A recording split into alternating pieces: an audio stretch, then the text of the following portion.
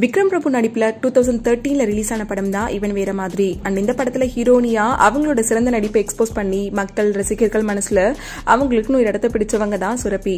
இந்த படம் தான் இவங்களுக்கு ஃபர்ஸ்ட் இன்ட்ரோவா இருந்துச்சு.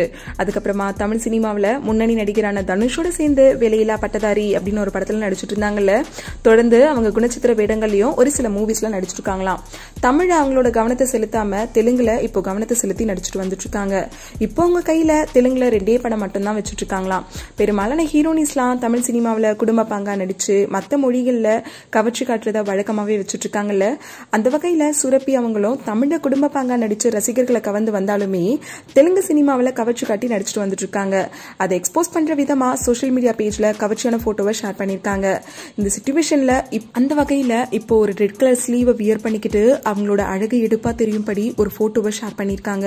இதை பார்த்த ரசிகர்கள்லாம் சிவப்பு நிற ஆப்பிள் அப்படின்னும் நம்ம குருவி படத்துல நம்ம தளபதி விஜயும் த்ரிஷாவும் சேர்ந்து ஒரு டான்ஸ் வரும்ல மொழன்னு அப்படி அந்த லைனை வச்சு எக்குத்தப்பா கமெண்ட்ஸ் பண்ணிட்டு வந்துட்டு இருக்காங்க. அண்ட் அந்த போட்டோஸ் எல்லாம் இப்போ செம்ம வைரலா போயிட்டு இருக்கு. ஹாய் வியூவர்ஸ், உங்களுடைய போரிங் டைமை என்டர்டைன்மெண்ட்டாக மாற்றுறதுக்கு மறக்காமல் தமிழ் காசிப் சேனலை சப்ஸ்கிரைப் பண்ணுங்கள்.